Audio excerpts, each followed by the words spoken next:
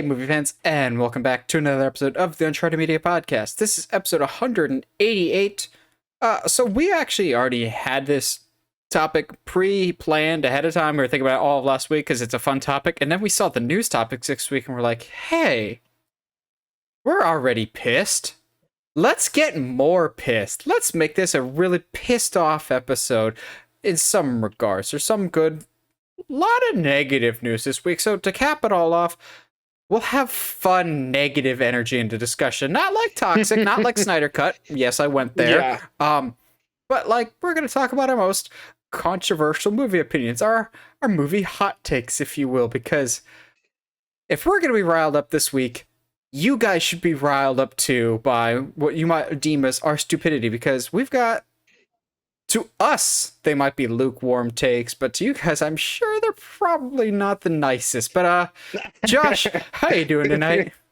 I'm good, my dude. Yeah, I think you and I we were talking before we started. It's like, I don't feel like these are that big, like these that hot of takes, but maybe I'm just used to them. I don't know. But yeah, I'm chilling this week, man. It's been a busy week at work, and I know it. Lots and lots of changes going on, and I was actually kind of busy when it comes to the watching stuff this week. Oh, okay. Yeah. So you and I already talked about it, but I saw Prey finally. Fantastic. Best doggo ever. Best doggo ever, which is oddly enough looks like the male version, or I guess no, it's a female. Looks like the female version of my dog, or my family's dog. It's not Lucy's not my dog. Just take the dog and run. Yeah, exactly. Although if you saw my Instagram today, she like, I'll share a story here in a second about that, but that's hilarious. But Prey is easily like the best Predator movie of all time. That could be a hot take. That could be a hot take right there.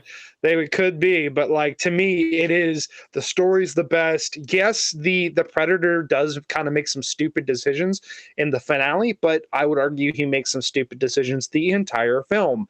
Like, yeah, but it's fantastic. The leading lady, whose name always escapes my mind, Amber Mid-Thunder. Fantastic. She's great. Her brother, the guy that plays her brother, is fantastic. The whole cast, everybody's great. I love it. But then you gloss over the thing with the brother that I told you about. Oh, so, yeah. Because I wanted you to take that, my dude. Ever since Prey's come out, I've seen a lot of fan castings online. I'm going, oh God, I need this. If the Crow reboot ever gets off the ground, I really, really, really want the dude that played Amber Mid-Thunder's brother in Prey as Eric Draven, or whoever the new Crow is. This dude's cool.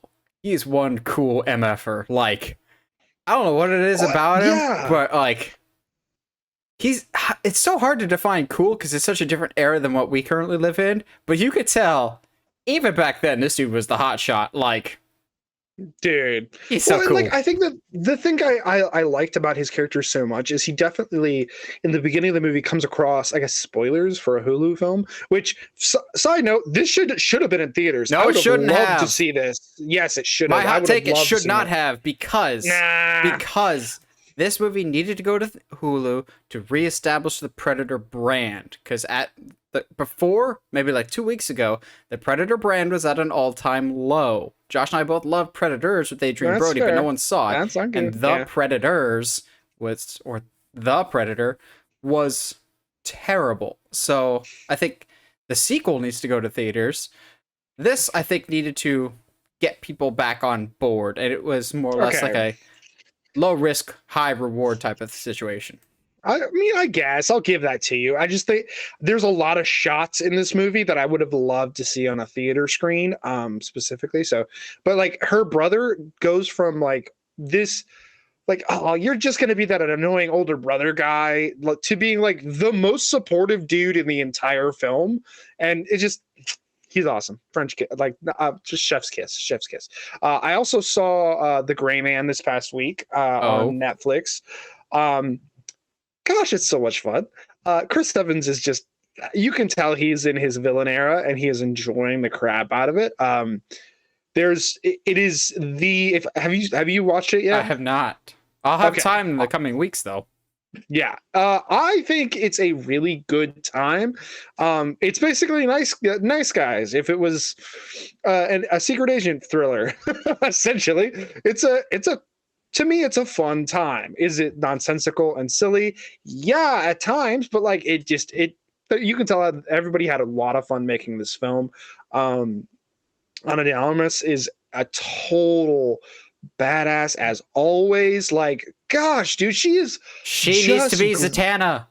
she is growing into this awesome like action movie actress, and I'm super here for it. She's amazing. I love Ana de Armas so much. Oh, She just absolutely. like And she exploded out of nowhere.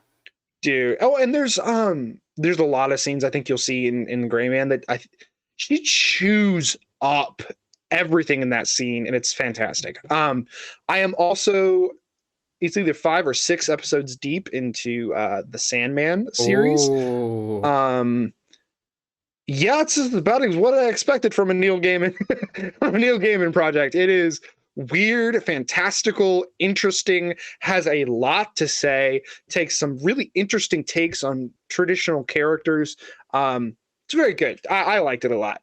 It's definitely not going to be for everyone. There, especially I think it's episode 5. Basically, all takes place in a diner, and there's a lot of stuff that goes on in that episode. Um, you are shown a lot of stuff in that episode, but it's all about there's a lot the meaning behind everything. They do what they can to make sure that it's clear as far as like why did we just show you all of that stuff. We'll see how they finish it. But so far it's a pretty good series. well, I wish I had your luck when it comes to what I'm watching this week. My favorite movie of the year so far has been Tom Cruise's Top Gun Maverick. So I knew that he and the director Joseph Kosinski had worked together before on a movie called Oblivion. I was like, I love Top Gun Maverick. This movie was directed by the same guy that did Tron Legacy.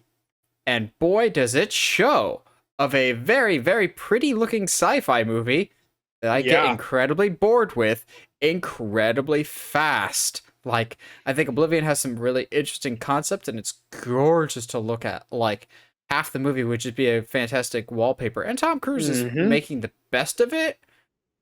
But God, Oblivion is so boring. It is. You've seen it, Josh?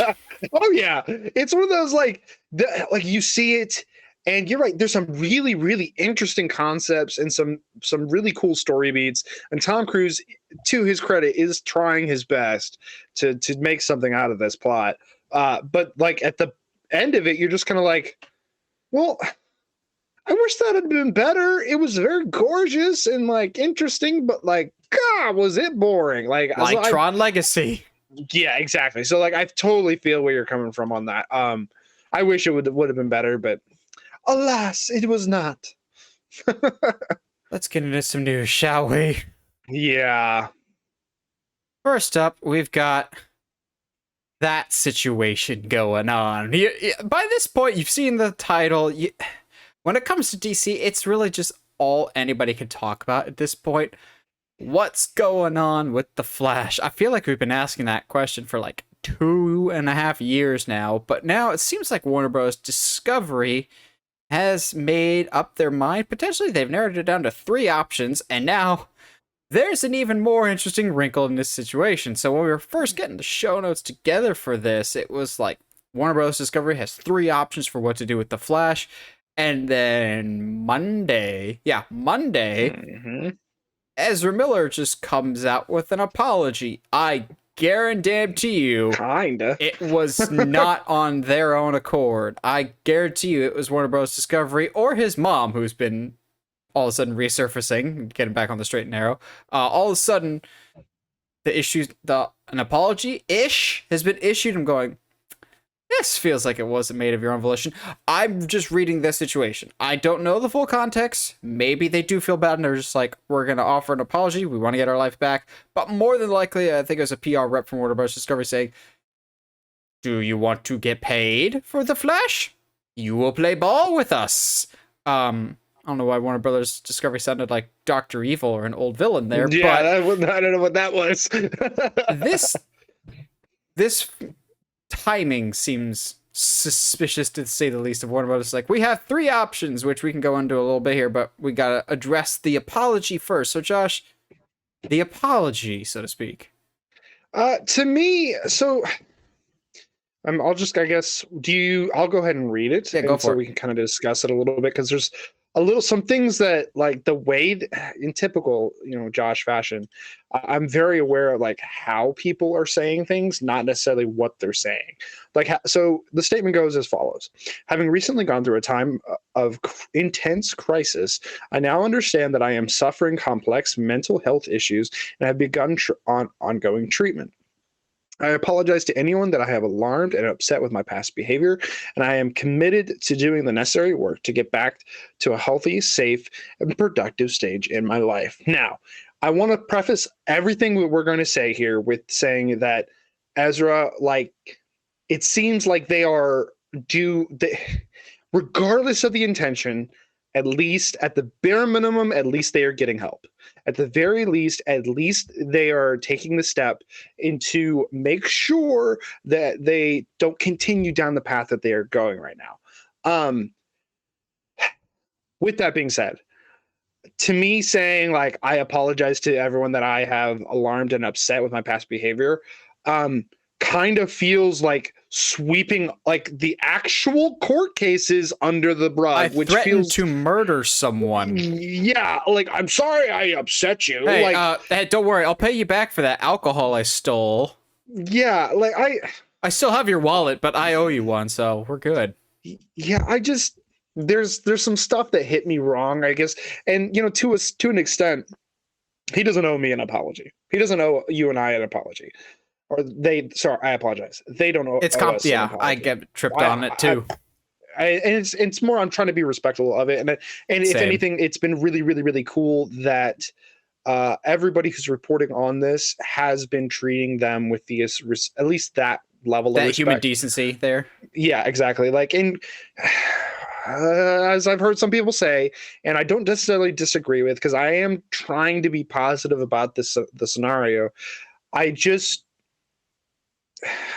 at least they're getting help, and we don't know what's going on behind the scenes. And, if anything, I think of the whole situation with Shia LaBeouf. He went off the rails for a while, and he said, to all everything that he's said, like, being skyrocketed into a a movie release and movies that are way bigger than he was used to, out of nowhere, really affected his mindset. And like, I can totally understand that.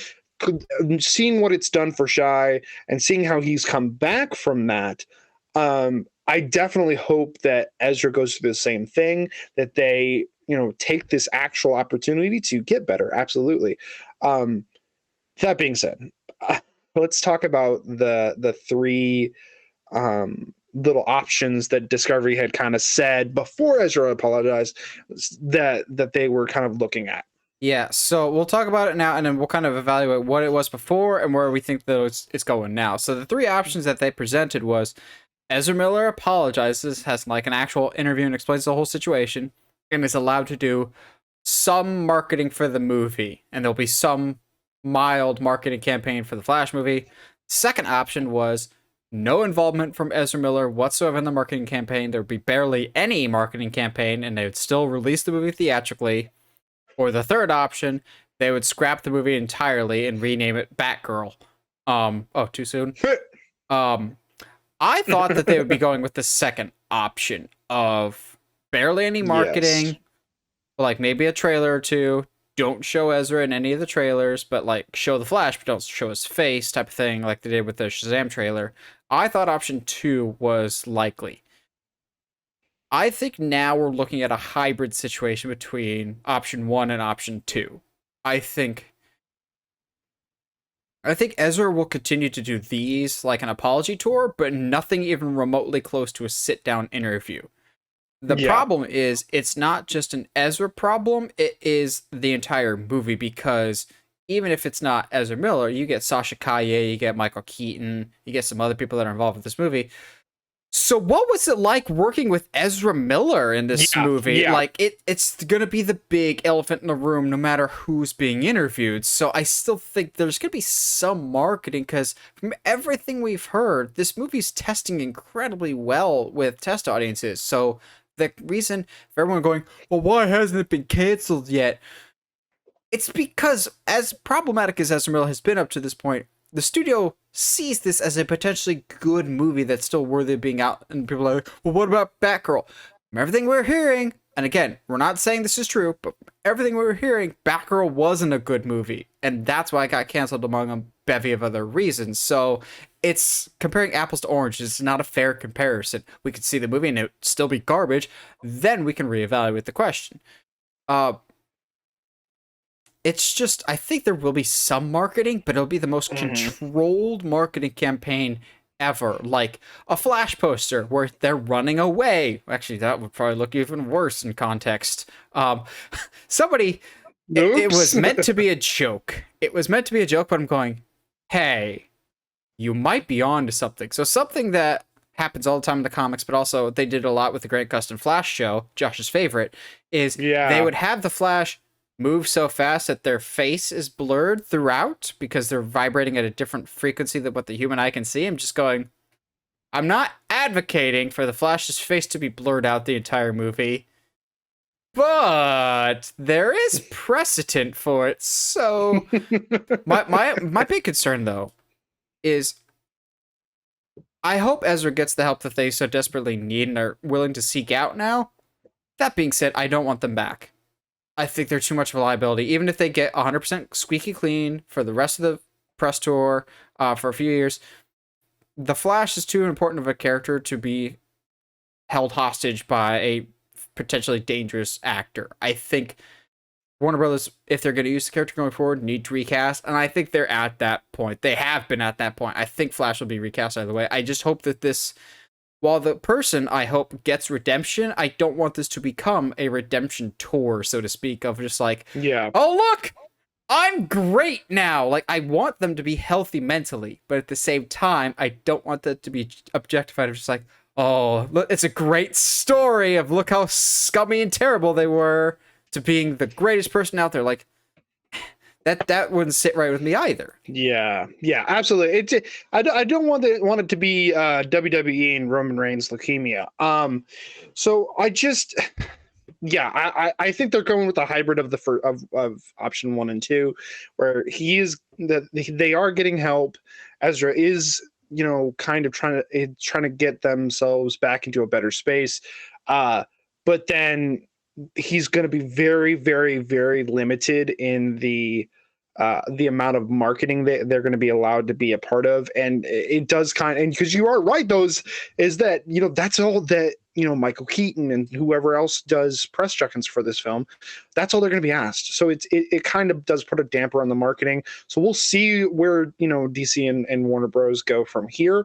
I agree, though. I wouldn't be surprised if they end up recasting at the end of this film. So, keeping on the DC train, but moving more towards different department within the behind-the-scenes section, and that is, we know that David Zaslav, the head of Warner Bros. Discovery, is looking for a quote-unquote Kevin Feige type to lead the DC Films division, the future of DC, for their big 10-year plan that they have mapped out. Well, one of the names that they're interested in is the guy that just did TV, Greg Berlanti, who did, for lack of a better term, the Arrowverse. I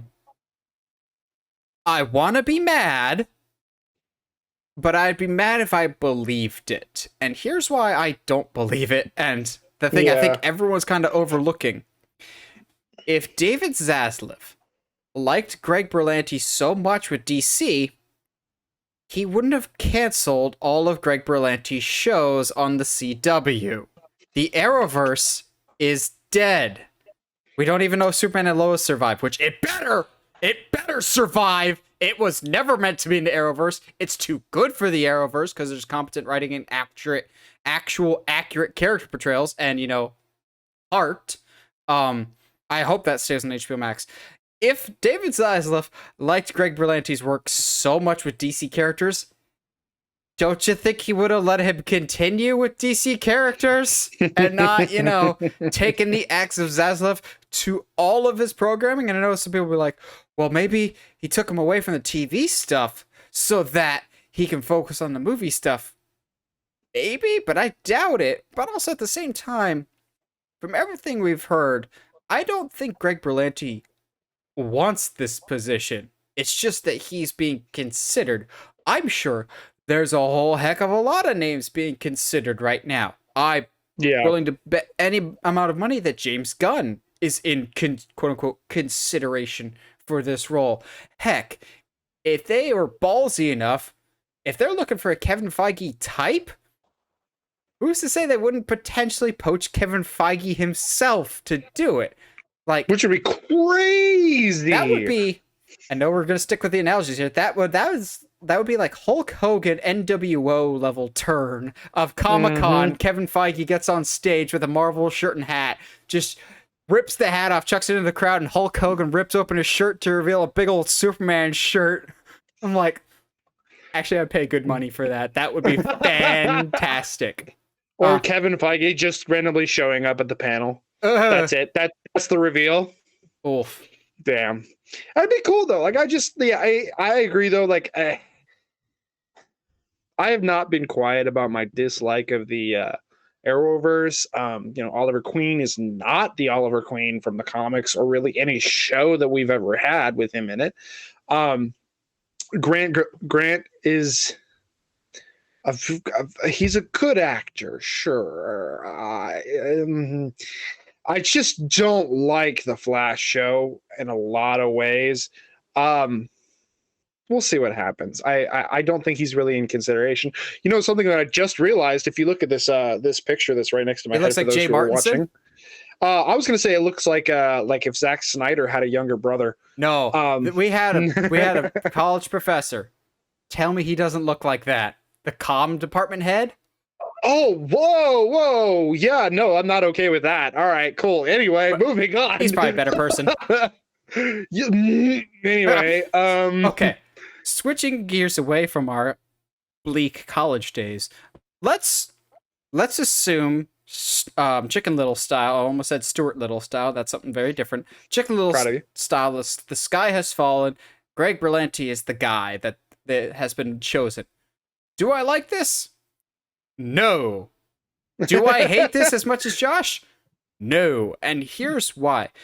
To my knowledge, I don't know how much of the writing process Greg Berlanti was involved with. I don't know if he was a big picture guy or a small picture guy, because on paper, a lot of the stuff the CW did should work. Like doing a Crisis on Infinite Earths special, doing so many Crisis events in general.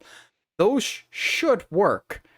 It came down to soap opera writing and just bad CW-ness. And I don't know how much of that is Berlanti having to shoehorn in stories into a CW bubble, or if that's just how he writes. Kind of like this is going to be a weird analogy, but fans of Ryan Murphy, the guy that did like Scream Queens, I think he did Glee too.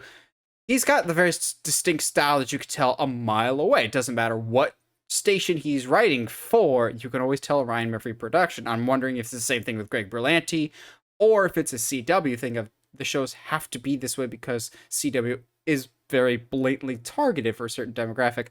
And I'll push back on Josh's statement a little bit, not a ton, but a little bit of, it's not like CW shows were always bad. They have a pattern. Just a little. CW shows had a pattern. The first season, incredible. The second season, outstanding. And then a hard nosedive off a cliff no matter what the show was. The first two seasons, Josh, you cannot tell me were bad of either Arrow or The Flash. The first two seasons of both of those were outstanding. And then season 3 comes and they nosedive off a cliff like Oliver after he got stabbed by Ra's al Ghul, which again, why Ra's al Ghul was in a Green Arrow show, I have no idea. But the shows start off really, really well, and then they just divulge into CW schlocky campiness. But that issue actually kind of predates Arrowverse in general. Smallville had the exact same problems too. So yeah, it's how much of this can we pinpoint on Greg Berlanti versus what is his fault, what isn't. So would I like him to be the head of DC? Not particularly. That being said, he's at least qualified enough for the position. It's just a matter of the stuff that I don't like. Is it his fault, or is it other external factors factoring in here? Yeah, and you know what? You do make a fair point, because like having the Arrow show and the Flash show crossover, like there weren't really a lot of shows doing that Crossing sort of over thing Supergirl before it was even in their channel. Exactly. And then even like, as much as we don't like it, the what is it, the Heroes of Tomorrow, or Legends of Tomorrow, yeah. Legends Tomorrow, there's like, on paper that's a cool show. That's like, everybody that's involved in that team, that's a cool show. But it is what it is. So there definitely is, I think, some positive aspects to this, but I'm with you. It's just not. That's not the guy. That's not the guy. Now, again, this is just a behind-the-scenes DC week in general, and this one is a little weird and also kind of troubling, and just in terms of the timing of this, and also it almost kind of comes across as one movie throwing the other under the bus. And that is, Dwayne "The Rock" Johnson was recently interviewed or asked recently about his involvement with the first Shazam movie back in 2019. And some bizarre details came out. So basically, The Rock said that the movie was originally supposed to feature both the origin of Billy Batson's Shazam and Black Adam. But The Rock turned that down. He's like, nah, brother, that ain't working for me. A la Hulk Hogan, Shawn Michaels style, maybe even Triple H. Because, wrestling. He's just like, I think that would be a disservice to the character of Black Adam, meaning, this isn't fitting what I want for my Black Adam movie, and I think tonally it might throw things off. To which left me very confused, because it's not like the Shazam movie didn't end up explaining Black Adam's origin anyway. They just don't say Black Adam, because when the Wizard Shazam meets Billy for the first time, he's like, we had a grand champion, we gave him all of the power that he required, but we chose wrong. And it shows Black Adam destroying a whole town, except it's like a faceless bad guy. And I'm going, that could have very easily been The Rock. It was done precisely. It was done succinctly. It wasn't distracting from Billy's story at all.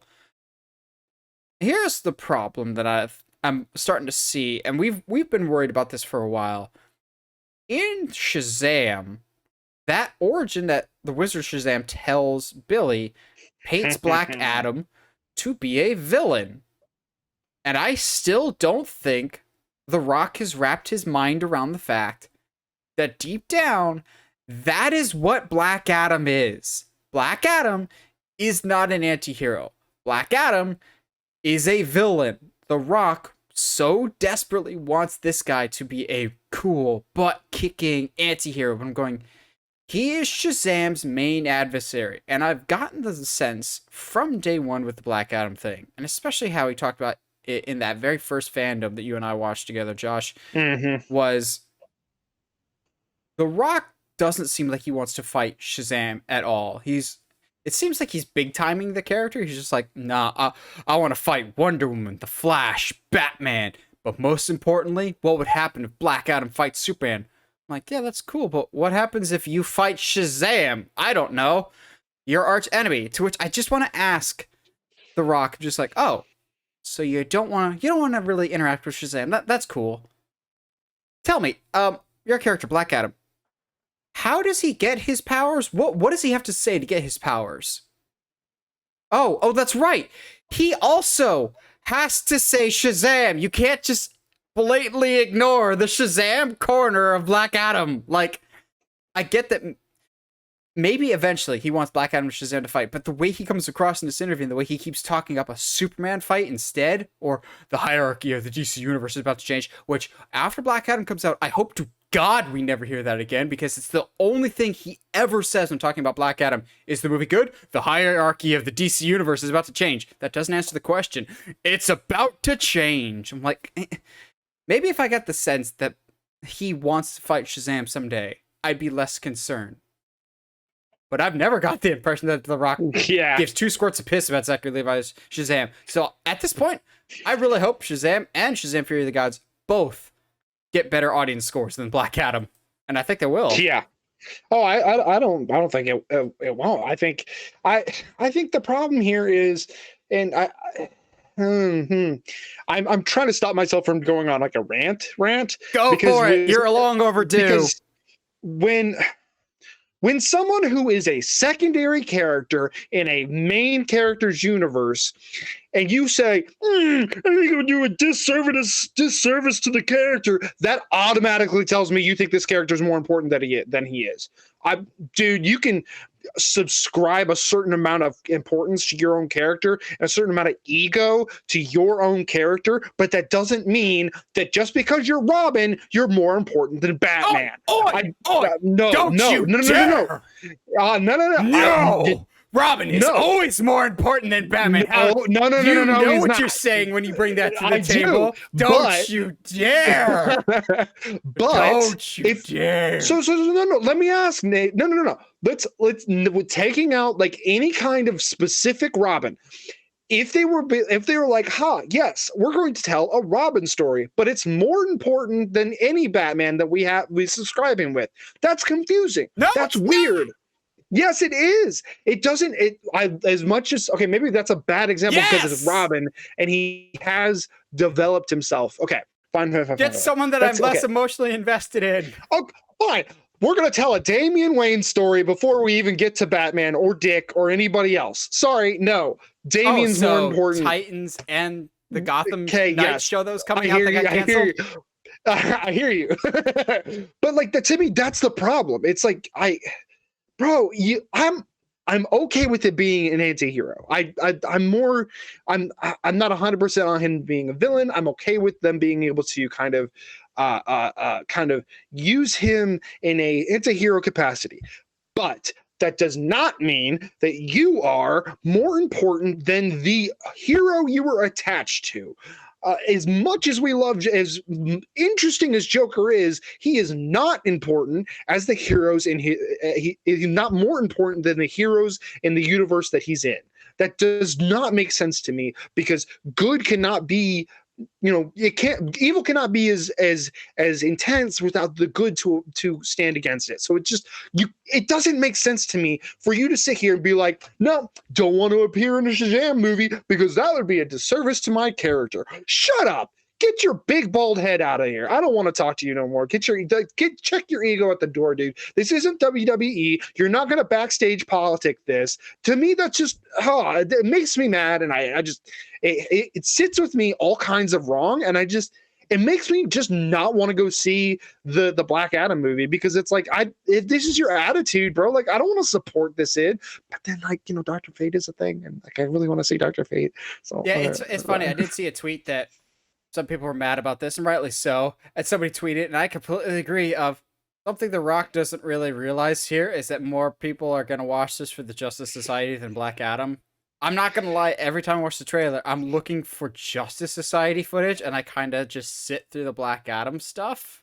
Like, I'm kind of excited for everything else. But Josh brings up a really good point about backstage politicking, which, for those innocent non-wrestling fans, it's basically the art of higher guys within the company are able to talk to the guy writing the script and basically be like, hey man, I know I'm supposed to lose this fight tonight, but I really just don't feel like it because I've been taking a lot of losses lately. I feel like I need to keep my reputation, my legacy strong. So I feel like I need to win this, aka Hulk Hogan for 90% of his career, in which, Shawn Michaels shows up and acts like a wet octopus. And it ruined that. It was great. And then he just had to give himself some life losses outside of wrestling to really lose. Bubba the Love Sponge. But we bring up backstage politicking because when it comes to movie making, there are very few bigger backstage politickers in the world of action movies today than The Rock. You've got The Rock, Jason Statham, and I feel like there's another one, Vin Diesel, which, getting them all in one franchise is a nightmare. But they have it in their contracts. I will only take a certain amount of punches. I will only look weak for a specific amount of time. I will always win, which makes me very concerned when he hypes up these matches against Superman or potentially against Shazam, The Rock does not put over new talent in the more wrestling terminology. The Rock does not lose in movies. The only time I can remember him losing is when he's the bad guy in Get Smart from 2008 or 2009. That's about it. The Rock does not lose in movies, which if you are an anti-hero / villain, you need to. I'm worried that they'll be like, we're going to hype up Black Adam versus Superman, and it's going to go to a time limit draw, Rocky 3 style. Freeze frame at the end. I'm going, no. Superman should pound Black Adam's ass into the dirt because that's what Black Adam deserves, and because I'm tired of Superman playing second fiddle to lesser characters, which is exactly what Black Adam is, a lesser character. He's lesser character to Shazam even, and I'm worried that if Shazam fought Black Adam would wipe the floor with him because The Rock would backstage politic and be like, Zachary Levi, oh man, you've been putting in great work in this franchise. I think you're great, brother. But I'm the bigger draw. People come to see The Rock, baby. So The Rock got to go over. I know your name's on the marquee, but The Rock's got to go over. Which, tell me I'm wrong, people. That's what if there wasn't a lot to back this up, I don't think I would be as like hesitant or as mad about this. But like, Rock doesn't lose, and it really and when it comes to movies, he doesn't lose. And when you're playing a villain-esque, even an anti-hero, that's your job. Like you can't. I get upset about it. I think it makes me really, really worried for the Black Adam franchise for the movie and just what's going to come out of it going forward. Lastly, for our DC news, promise. Then we'll move on to some other stuff. Oh boy, we gotta have. There's been a big old nuke that's dropped when it comes to anything DC, so we gotta do a head count. Oh, what was that line from Atlantis, the Lost Emperor, that forgotten Disney movie? All right, sound off if you're dead. All right, that's what we're gonna do with DC.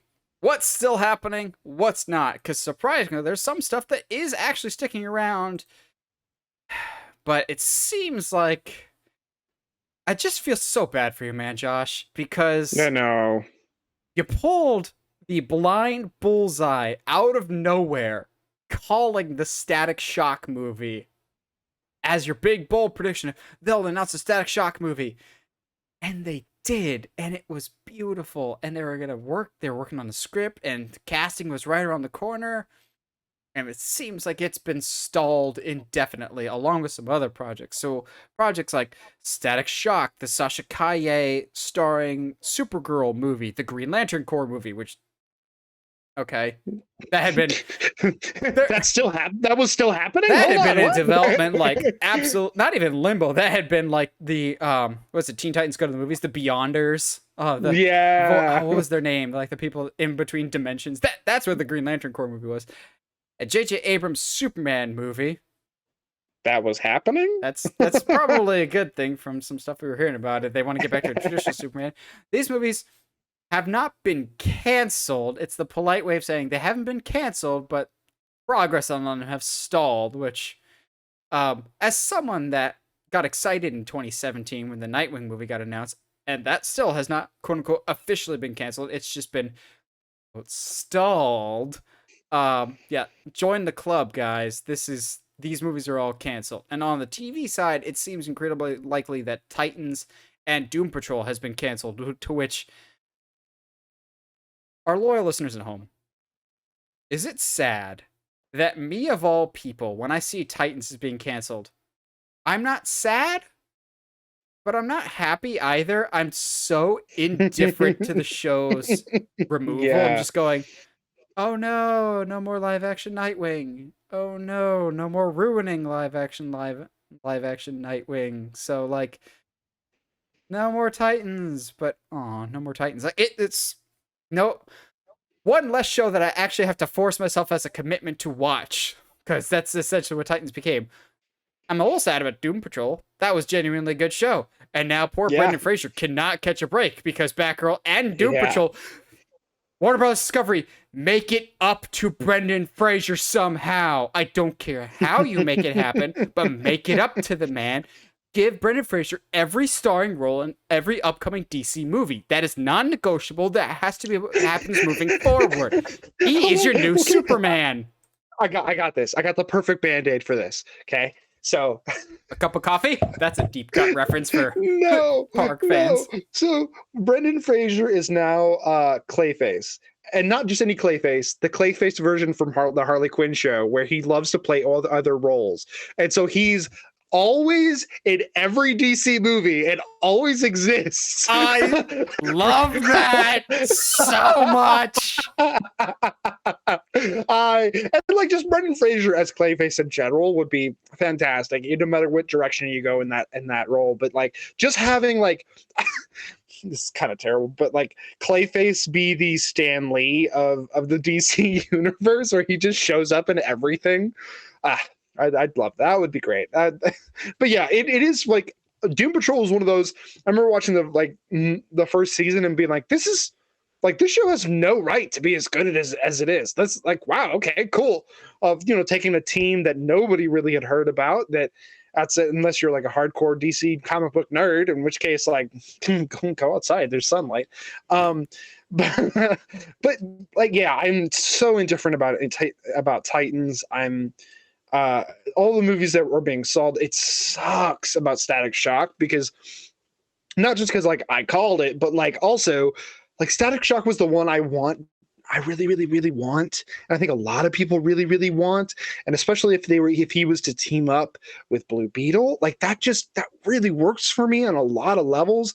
We're not surprised about Green Lantern Corps. I was more surprised that it was still on the docket than anything else.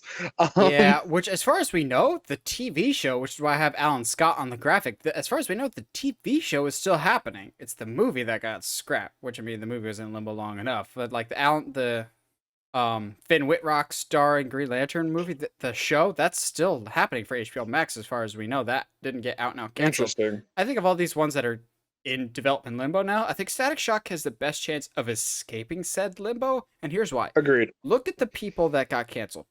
Supergirl, Green Lantern Corps, and then Elseworlds version of Superman.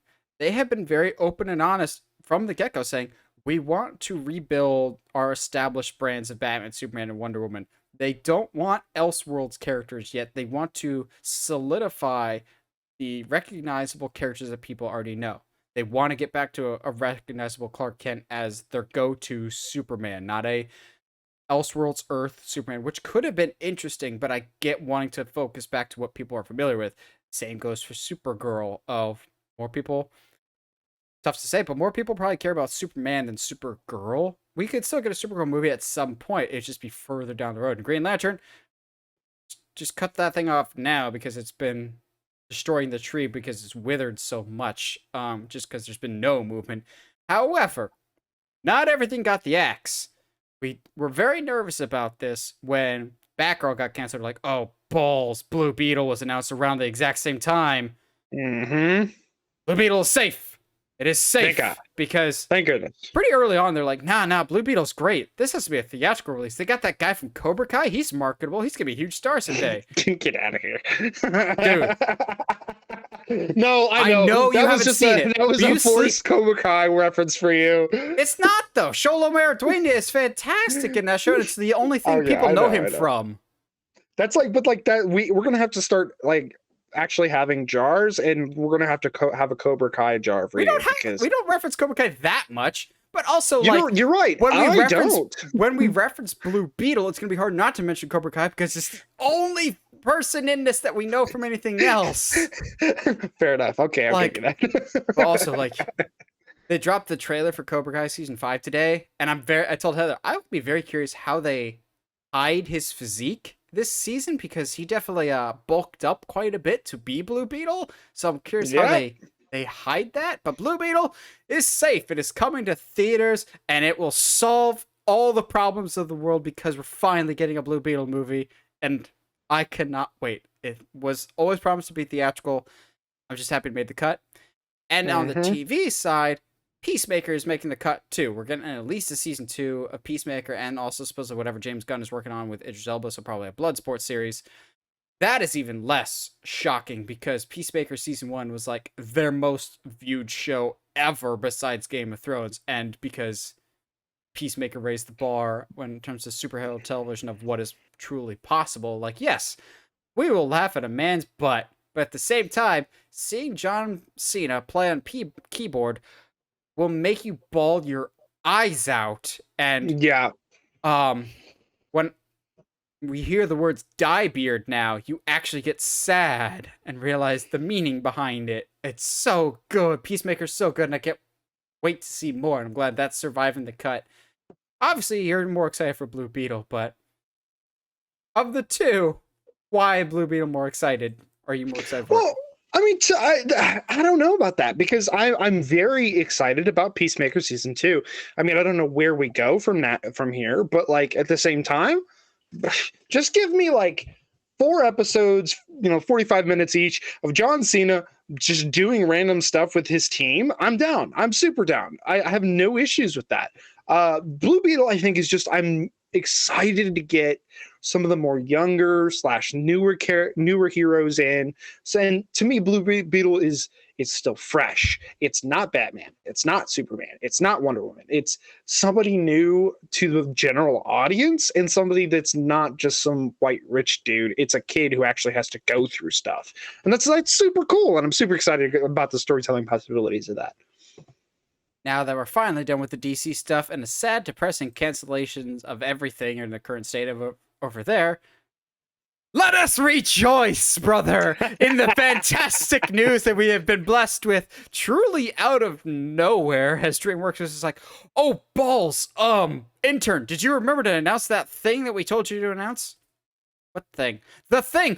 Oh, gosh, I'll put it on all social medias. And so now we have Kung Fu Panda 4. The intern is Tom Holland, who can't figure out how to post trailers to Instagram. It wasn't even a trailer. It was just a poster. But all that build up as to say, we're getting a Kung Fu Panda 4 coming out in 2024. God looked down and smiled, for man had done right by him. Because Kung Fu Panda, I genuinely thought we weren't getting more movies because we got the 3 and we've gotten at least 1, maybe 2 shows on Netflix, I think. Like we've gotten some animated shows, which most of the voice cast returns for the show. So it's just like, all right, well, we're just going to Big Hero 6 this of just have a great movie, or in that case, multiple movies, still mad about that Disney, and then transition to an animated show. Better example, How to Train Your Dragon, Josh's pride and joy. My baby boy. Except this is better. I will die on that hill, Josh. That's my hot take. Kung Fu Panda is better than How to Train Your Dragon. My hot take is we don't choose, Nate. They're both good in their own right. Yeah, basically. But Josh, not How to Train Your Dragon 4. How to Train Your Dragon 4? Oh boy, let's go. I mean, probably not far off. Kung Fu Panda 4. Yeah, so when they announced the show and it was like it's cool, I guess it's one of those things that you what did 3C say? It's one of those things that you put on the kid's tablet and you just let him watch while you can actually eat your cornflakes in the morning. But like, for us to have a 4th movie, first of all, I hope this is not just a cash grab. I hope this is because they have a decent story that they want to tell, because to be fair, to their credit, even if they had stopped it with 3, you've pretty much by the end of 3, Poe is a well-rounded individual. There's any real issues that Poe has had, if starting in the first film, everything is resolved by that 3rd. So to me, you don't need a 4th, but more Jack Black as a panda. Yeah, I'm there, man. I'm so there. Are you kidding me? Even if we didn't get this Kung Fu Panda 4, which I rejoice to high heaven because I still value all those movies and think they're tremendous. Even if you take out the 4th one that's coming now, I would maintain that the original Kung Fu Panda trilogy is one of, if not the most underappreciated or often overlooked trilogies out there, just in terms of gorgeous animation throughout. Like, they all look spectacular, outstanding voice cast. But every movie continues to build on the characters and become stronger as characters and the narratives never really drop off. Sure, 3 is probably the weakest, but even then, if 3 is your weakest, you're doing something right.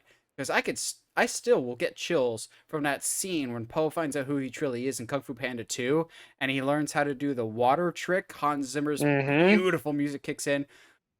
I just love the world that has been set up in Kung Fu Panda. I think the visuals are perfect. I think Poe as a character is, without hyperbole, as close to perfect as you could possibly get in terms of, by the end of every movie, he's learned some kind of lesson and changed as a person, but not changed his moral compass or his character.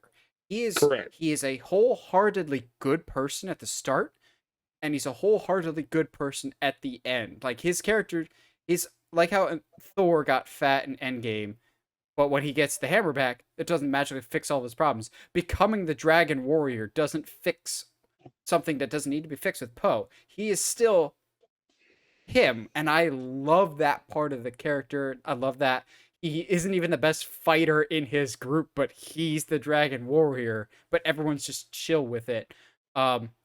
Makes me curious about who the villain could be, because Kung Fu Panda has absolutely crushed every single voice acting casting. Absolutely. You had J.K. Simmons in the last one being fantastic. So God, Khan's theme just like lives in my head, and I can Gary Oldman in the second one. God, dude. And then oh geez, I always forget who's the first one. Shifu? The snow leopard. Shifu's the master. Yeah, it's I'll look it up. Yeah, but no, yeah, fantastic. They've crushed their villains. So like we've dealt with Chi on several different levels, and we have already started to introduce gunpowder and how to weaponize fireworks. So it'll be interesting to see what the world looks like, what more animals there are around. I was going to ask you, one of the while you're looking that up, one of the funniest things I think I have seen that have come from Tai Lung, Ian McShane. Oh man, another great. The casting, bro. One of the funniest things that's come after this is a large petition to be like, okay, cool, all right, Kung Fu Panda 4. Shrek 5. I saw that was trending more than Kung Fu Panda 4. Yeah, which, come on, guys. But Shrek 5? Shrek 5 is coming. It is. It's going to be a soft reboot, but it is coming. That being said, I care more about Kung Fu Panda because, they're more consistently good. Like, also true. Shrek peaked in the second one with I Need a Hero, and then everything's downhill after that. Like, let's be honest, that castle chase is like, even Martin Scorsese says that's cinema right there. That's just perfection. I think the thing I worry about, if I'm sitting here thinking about what stories we want to tell going into this one, the thing I worry about is Poe, quote unquote, being the main character, but he's not the main character. He's training new people or some new kid. There's a part of me that doesn't like that idea, because to an extent, that's already what he's been doing in 2 and 3. So we'll see what happens. I'm excited. I love me some Kung Fu Panda. So obviously I'm gonna see this opening night. There's no way that I'm not. Oh, absolutely! I'm gonna be there opening night. I kind of hope he does become a mentor. Maybe. Sounds horrible. Maybe Master Shifu dies and he has to become the mentor, and we can bring it full circle, bringing back. I'm not gonna lie, one of the greatest lines in a quote unquote kids movie ever, when Master Oogway is talking of, man often finds his destiny on the road he takes to avoid it. I'm going, bro. Maybe like Poe doesn't want to be a teacher, and maybe he just wants to grieve the loss of Master Shifu, and the Jedi spirit of Shifu comes and is like, keep running from something. Eventually, you're going to end up at your goal whether you want to or not. You were destined to be a teacher. By your compassion and how you treat others, you were always meant to be a teacher. and I always were proud of you or looked up to you for that or something like that. I need Kung Fu Panda 4. I'm happy we're getting it. I need all the Kung Fu Pandas. This time, Poe is actually going to meet a animated version of Jack Black. It's going to cross over with Jumanji. It's going to be great. Just give me all the Jack Black. Jack Black could just be underrated. Okay, so if we're looking at voice talent, who you want voicing the villain this time around? Donnie Yen. Okay. I was gonna say maybe Or Benedict. Chiwetel Ejiofor. Ooh. The other thing was I Or was gonna Mads say, Mikkelsen. like, gosh, there's so many good voice. I can't believe, like, I mean, Benedict Cumberbatch would be fun, but Don't like be that's that also guy. like, Don't be that guy. I feel like a Tumblr commenter being like, Benedict Cumberbatch could do it. Yeah. Benedict Cumberbatch yeah. is an Asian mentor. I'm going, let's not have a Zoolander 2 situation here. Ooh, yeah, let's not do that. Lastly, for our news is something that I'm sure people are going to be up in arms about, but I started as mad, and then I sat back, and it kind of makes sense to me, and that is we're getting a quote-unquote remake or reimagining, which is the word that people say when they don't openly want to say remake for fear of getting yelled at. We're getting a quote-unquote reimagining of The Wizard of Oz by the guy that did the ABC show Blackish. Okay. I've never seen Blackish to know, but it's like multi-time Emmy either nominated or award-winning, so good for that show and good for this guy. I was naturally pissed when I heard this, not just because Wizard of Oz is a cinematic classic, but Wizard of Oz holds a very special place in my heart. I was in Wizard of Oz my senior year of high school. I was the Scarecrow because I have no brain. Also, that was the time that I jacked up my knee, and so like I moved like the Tin Man. So there's actual contingency plans of if I could not walk on stage, I would be the Tin Man instead of the Scarecrow because I was that immobile with my leg at the time. I have a very strong emotional connection to Wizard of Oz, so I just was like, "Don't you screw this up!" And then I sat back and realized this has been remade so many times. Why would I get mad about this? We've had Muppets, Wizard of Oz. We had what was the one? Wasn't there a Wizard of Oz with a predominantly black cast? Yes, there's that James Franco one. No, there's not. We don't talk about that one. Oh, sorry, my bad. So this will kind of like segue into our discussion a little bit, but I don't think The Wizard of Oz is particularly good. I don't feel like it's aged very well at all. And I feel like most things when it comes to classics, it's fine. And you know what? Let's redo it. I don't see any issues. I have no problems with it. See, I'm conflicted. Because on a sense, I agree with you. I bought Wizard of Oz on Blu-ray, and it was one of the worst choices I've ever made. Exactly. Because as a child, you're just like, oh, I'm so sucked into the world. It feels like I'm there. And you watch it in crystal clear HD and going, oh, she's about to run out of set real quick. She's about to hit a wall because I can clearly tell that that is a matte painting as opposed to far off in the distance.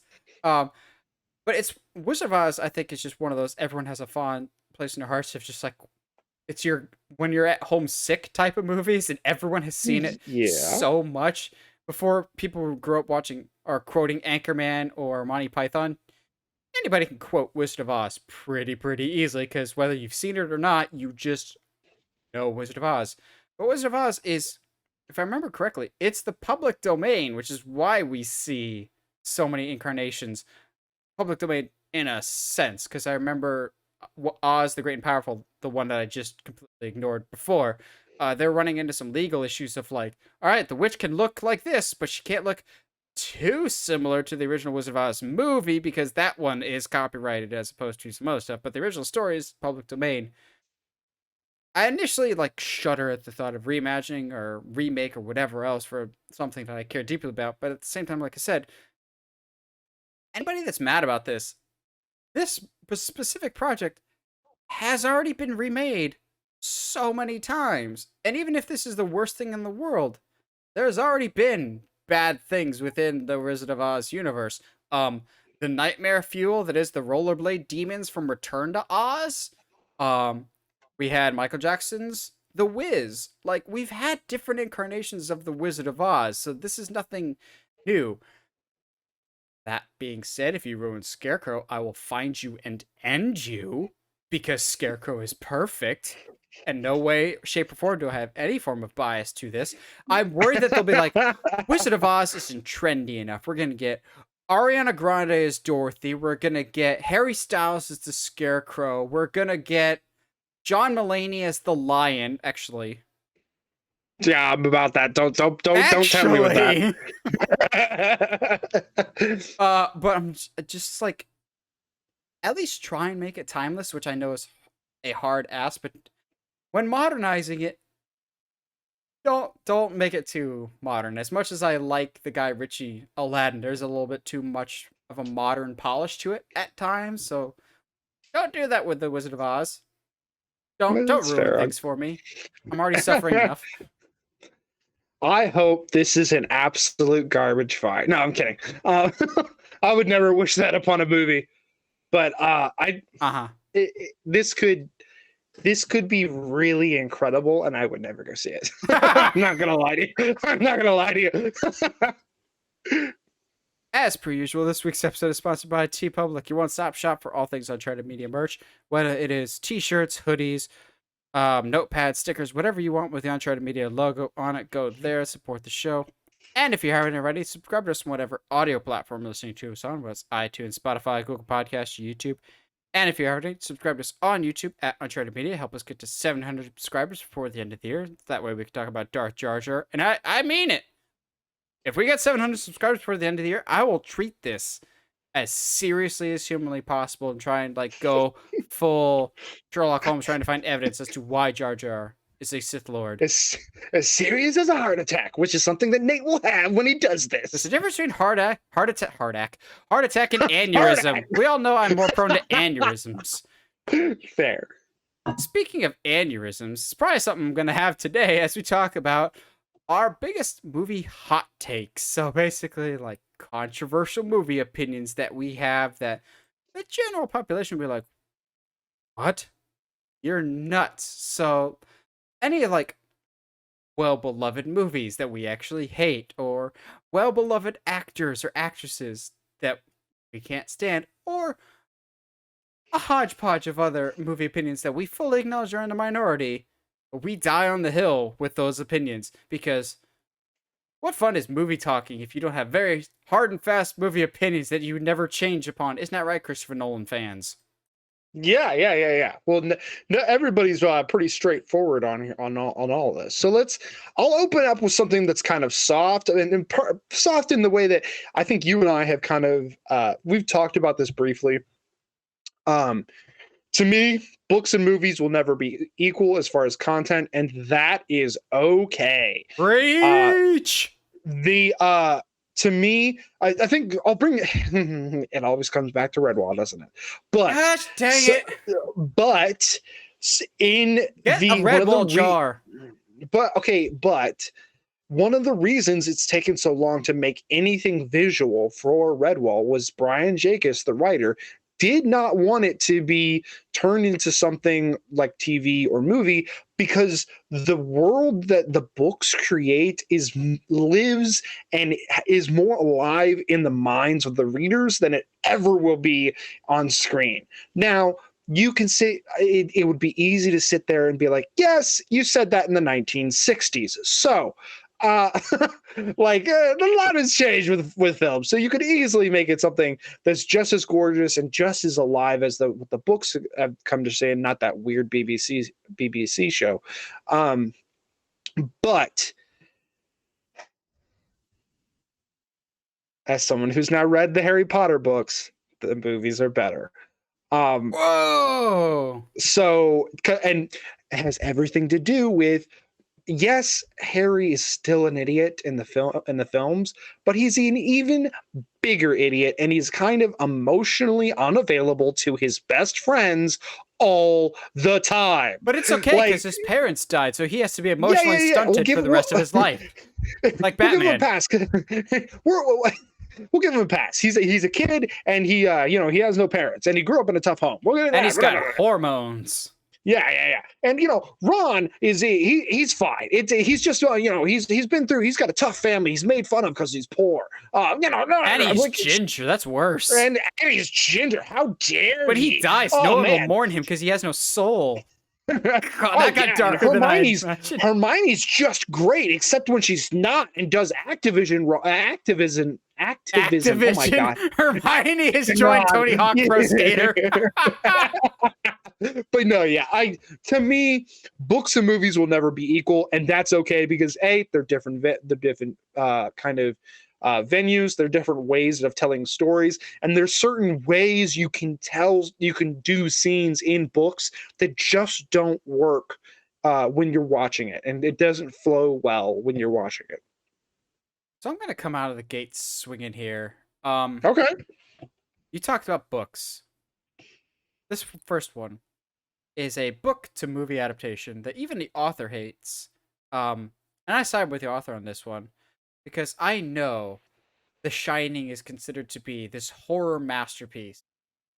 To me, The Shining is the single most overrated horror movie that has ever been created. Straight up. People are just like, it's a masterpiece, it's suspenseful, it's terrifying. I have seen it 3 to 4 times now, and every single time I watch it, I struggle to stay awake. It is not scary. It's just dull. And so people are like, oh, but it's about a man. It's great for when we were in lockdown because it's about a man slowly going paranoid because he's sequestered all by himself. I'm going, yeah, it's supposed to be a man that's sent into madness. And why does Jack Nicholson start insane and only just gets more insane from there? You never get to see good Jack before you get to see insane Jack. Like there's no escalation to me. There's no actual scares to The Shining. It's shot impressively enough. Stanley Kubrick was very technically impressive. He's also a terrifying human being and a horrible human being, let's be honest. I've just never understood the appeal of The Shining. People are just like, oh, it's one of the greatest horror movies of all time. It's one of the most influential horror movies of all time. I'm like, is it though? Like, it's but like I feel some of the horror though. movies that have been directly influenced by The Shining, as opposed to they just ripped off this scene from The Shining, thinking it's scary. Whereas like Halloween, yes, everybody steals from Halloween. Halloween got a whole bunch of imitators. There wasn't a whole bunch of imitators after The Shining. I'm sorry, The Shining sucks. Yeah, no, it does. And I think you and I, it's so weird because like Dr. Sleep is so much better. I went through and I think I'm going to go ahead and get into one of my favorite hot takes because I love pissing people off with this. You could have just stopped it. I love pissing people off. I like making people mad, but like to me, and especially when it comes to classic films, gang, drug, and mob shows or movies are absolute garbage. Are you going John Mulaney Scarface on this? I cannot stand Scarface. I cannot stand Sopranos. I like salmon I cannot stand Skittles. Yeah. I can't stand The Godfather. I can't, like, The Departed is cool, except just because of the twist at the end. But like, even like Peaky Blinders gets super boring after a while. Even the characters are pretty interesting. To me, if the whole main point of your show or movie is glorifying a terrible human being, I'm gone. I'm out. Is that why you don't like Breaking Bad? Yeah, I hate Breaking Bad because Walter White is not an interesting person. He's just a bad dude. And it's like, oh, cool. Like the whole idea of like, oh, will he get caught? Will he not? Will they, that's not interesting to me. I like stories are supposed to be about good versus evil. And like, if evil's like the only option and it's either like evil or more evil, like that doesn't work for me. That's why I think a lot of anti-hero stories don't work for me, because you don't get to be bad and then be like, I'm bad, but I'm going to go against a badder dude, even though I'm still kind of on the same level morally. But that's not the point. gang and mob movies, they just don't do. I hate them. I think they're terrible. They're boring. They're there is much of like a bunch of grown men being like, those soap operas are so silly. Anyway, watch The Sopranos. Like, shut up. It's the same thing. Like, go away. So you mentioned your hatred for Breaking Bad and Walter White as a character. Mr. White, yes, science. Rest in peace, Better Call Saul, and that whole universe is now gone forever. Let's talk about my least favorite protagonist of all time. I know a lot of people love this movie, but a really great director, and I don't think the director's style is the issue that I have with the movie. It's absolutely 100% the protagonist. That for some reason, the neckbeards that love this movie just seem to ignore the fact that Scott Pilgrim is a trash human being. Hey man, hello. He is. He absolutely is. And everybody that, like, all the people that love Scott Pilgrim are just like, oh man, it's about a dude that is in a band that loves this girl with multicolored hair that I found online somewhere. That sounds a bit suspicious. That sounds like a self-insert a little bit. But I'm an actually kick-butt superhero with superpowers. I'm going, self-insert. Scott Pilgrim is my single least interested and my most hated movie, quote-unquote, protagonist of all time.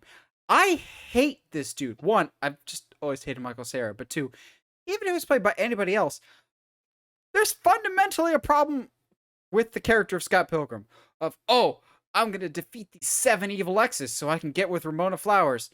But I don't have the balls to break up with my actual girlfriend that I've been with for the longest time. Not only that, I have repeatedly gotten girls' hopes up, been in long-term relationships with them, just to ditch them for the next new model. Like, no, you're just a sleazebag that pretends, oh, man, I'm shy and awkward. Girls don't like me.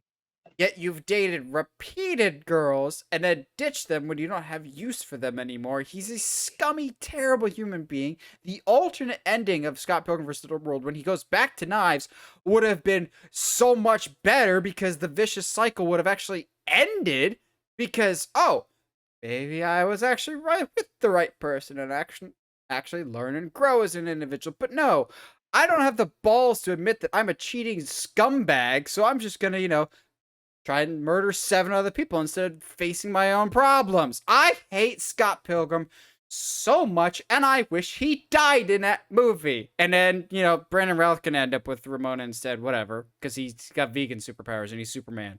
I don't understand why people like Scott Pilgrim. He's terrible if you think about it for more than 2 seconds. I will give you... Look at when he's doing the band rehearsal. When it's just like, oh yeah, when he dated the former drummer. Oh yeah, I dated whatever her face is, but we're good now. The pan over, she's pissed. And then they cut back to that same joke later in the movie, and the poor girl looks absolutely devastated. Like, no, she was not over you, Scott. You're just an a-hole.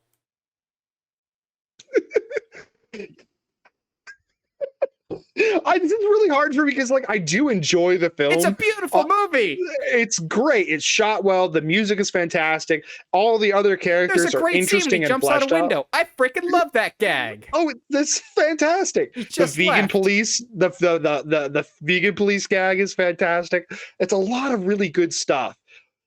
I agree that Scott is terrible. I will say the alternative ending. The victim. That's the worst part. I hear you. The alternative ending is terrible, mainly because Knives is in high school. It's so much worse. It's so much worse. I hear you. There's no way that he looks good. He looks bad no matter what. It's like Andy from The Office. Yeah, exactly. So, I mean, it's a hot take for sure, but it's one that I feel is pretty reasonable. I guess I just enjoy the film more than my hatred for Scott. So, justifier. Yeah, exactly. Because at least he's going after. I mean, yes, he at least he's only going after up with high Knives. Schoolers. Yeah, at least he should have gone, broken up with Knives, but at least he was going after somebody his own age. But it's still like you still went out with a high schooler, my dude. Like that's kind of messed up. And you broke your Um, one of your best friend's hearts and never which is acknowledged okay. it. Okay, so I've read the comic. The comic is not the movie, according to you, by your source material. You're not wrong. You're not wrong. Movies. You're not wrong. I agree. I agree.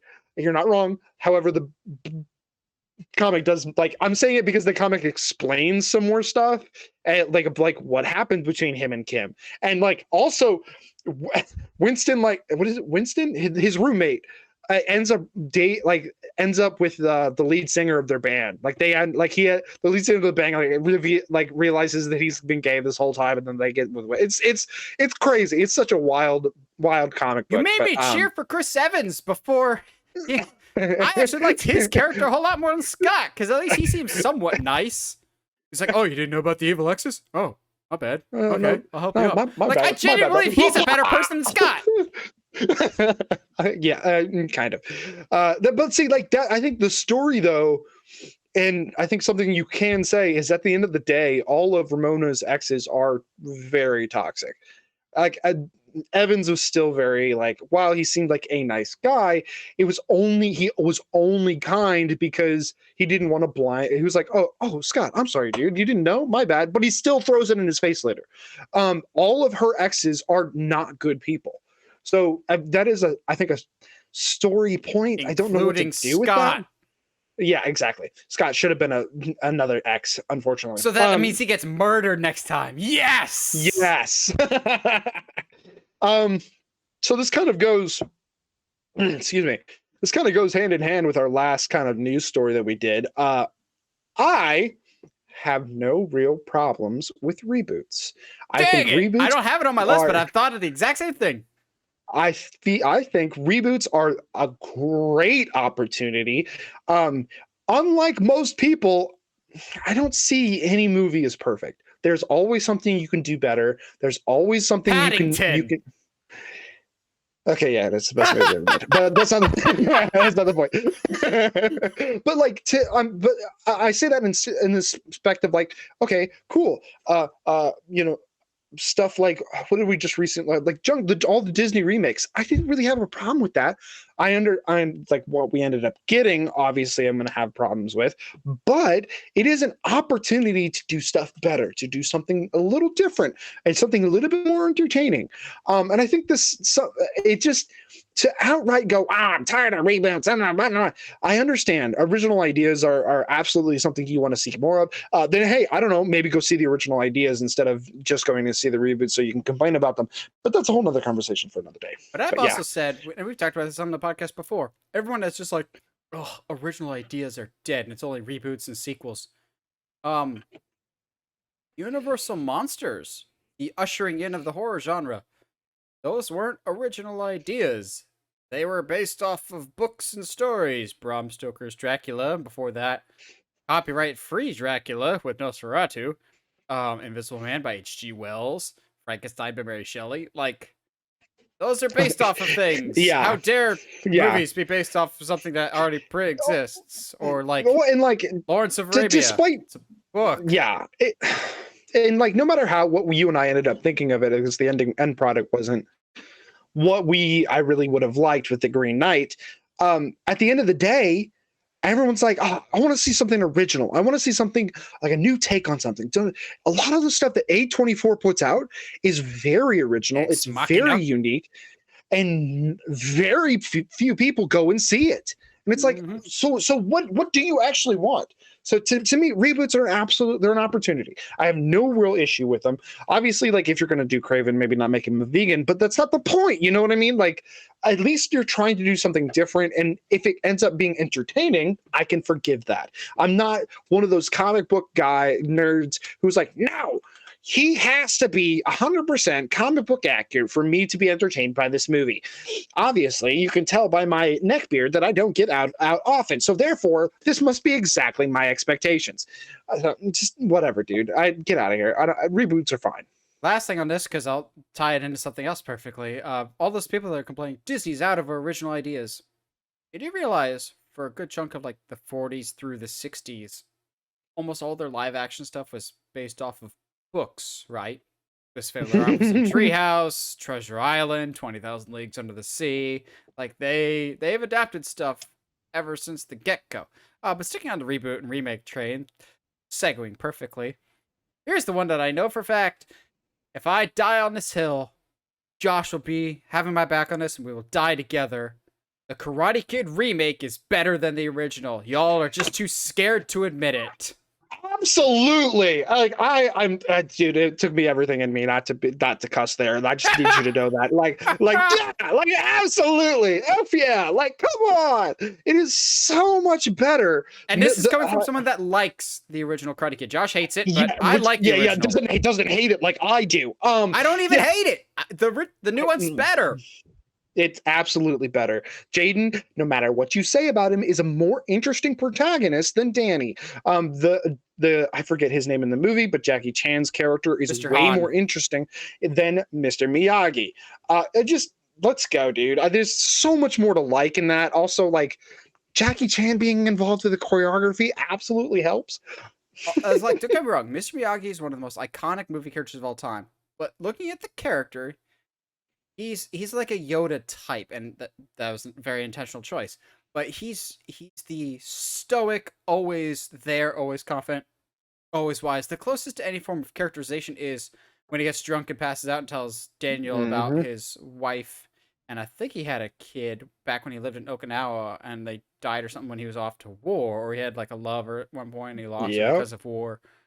Whereas on the flip side, Mr. Han has the same Miyagi essence, but at the same time has this much more tragic story with the car and the car accident, which are direct result of his own doing, as opposed to war sucks, but it's out of your control. Whereas Mr. Han, no, very few lines hit me and hurt me more than I hope it was important, whatever we were arguing about. I don't remember now. I just remember we were fighting.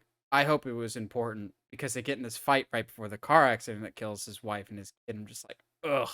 And then when he's just sobbing in the car, you get Jaden with the bamboo sticks to get him literally up on his feet.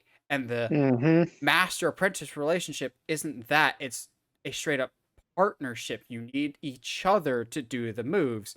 On the flip side, as much as I like Cobra Kai, and I love the original Karate Kid, Daniel LaRusso has to be one of the worst protagonists this side of Scott Pilgrim. Like, there is at least 2 or 3 times that Johnny Lawrence, the supposed bad guy of the movie, openly says, okay, let's back off. I don't like you, but I'll keep my distance. And Daniel keeps egging him on. Even at the beginning of the movie, Johnny's just like, hey man, I used to be a troublemaker, but this is my senior year. I'm going to shoot the straight and narrow. I'm going to make sure this senior year counts. I'm going to get back together with Allie. I was a jerk back then, but I'm going to get right on the right path. And then Daniel cheap shots him by doing a spinning back fist to the face. Then later at the Halloween dance or whatever, Johnny has left him alone. For the longest time, he's just trying to do some drugs in the bathroom stall, which I'm sure was just a common thing in the 80s. And Daniel has to go hose him down, which is, is a common thing. In that situation, yeah, Daniel, you deserve to get your butt kicked. You're the one that keeps instigating these fights. Johnny repeatedly has said, okay, I will leave you alone. I will leave you alone. And Daniel's stupid New Jersey in him always has to go, I'm the toughest guy in the room. Are you though? There's a couple of times that he just gets Danny, slapped. No, you're the shortest. Get out of here. It's one of those, like, I want to like that movie so much, but Daniel is so incredibly unlikable to me, being that he literally is the reason all of his problems happen to him. Yeah. Like, I have no sympathy for Daniel in that first movie. Absolutely not. But also, obviously, they do try to make it better in 2 a little bit. Yeah, because at that point he was already an adult, so they just acknowledged him as an adult. But the thing is, with the Jaden Smith one, he moves from Detroit to China. That is a huge cultural difference. I understand that moving to New Jersey to Pasadena to Reseda, is a huge life-altering change too. But literally going to a foreign country, being a stranger in a strange land, and honestly, as terrifying, quote-unquote terrifying as the Cobra Kai guys are in the first Karate Kid, I think the kids in the remake genuinely wanted to kill him. Like, there's several times I thought here, Jaden was let's about just to curb die. stomp you into the pavement. Like, Dude. they're much more terrifying, and they're younger. Like, it's harder to watch a younger kid get beat up as opposed to, almost a fully grown man who is play fighting. Yeah. Glad we have the same opinions on there. I unwittingly, there it is, have two Batman ones that I need to get out of the way before I hit with my last one. First of all, I have that one. I'll be curious if it's the same. Hating Batman doesn't make you cool. Yes, he is absolutely, like, I've met multiple people be like, nah, he's dumb. He's just a rich guy that beats up, the criminally insane. Oh, Like, those people that are just like, you. Batman's part of the problem. He's keeping the city in crime, so he has a job to do. I'm like, what? Okay, cool. You're so cool. Yes. Poke the problems in a comic book character. Love that. All right, cool. Whatever. It annoys me to no end, and not just because it's not because I like Batman. I don't like people that have put no real effort into like exploring a character or reading some of the material, and just like making assumptions about them. It annoys me a lot. To me, I think like you're not cool for not liking Batman simply because you think you have a great take on it. That being said, Christian Bale's Batman is the worst Batman out there. Wow, that's a hot take. Okay, why? Bruce Wayne, honestly, one of the best Bruce Waynes we have. His Batman, I hate it. I absolutely hate it. I think the best thing about your second movie, oh, actually, no, when the best thing about all three of your movies are the villains and not you, maybe there's a problem there, because Scarecrow in Batman Begins is terrifying. He's fantastic. He's well acted, well explored. Love it. Joker, fantastic. Is it really the Joker? Not really. It's kind of Christopher Nolan's interpretation of what the Joker could be in real life. Even then, that's a big stretch. You know what the most non-interesting part of that movie is? Batman. He's not interesting. Christian Bale's inability to do actual like fighting. And I hear you, Christopher Nolan Batman series fans. Oh, it's because the suit was really restraining and blah blah blah. Bro, he just bought he bought a tank. You mean to tell me they can't we'll give him a neck that can move? So do you he also can actually hate all the Batmans before Bale too? No. So that doesn't make any sense, because Michael Keaton, Val Kilmer, George Clooney were all even more limited in their movement. So they couldn't fight any better either. At least Bale can turn his head.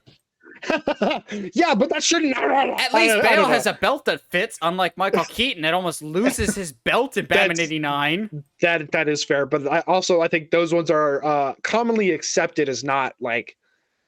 Okay, but even then, people love Michael Keaton's Batman, and I don't think that one's all that great either. I would side more with, I think Michael Keaton's Batman's overrated, but that could be a generational thing.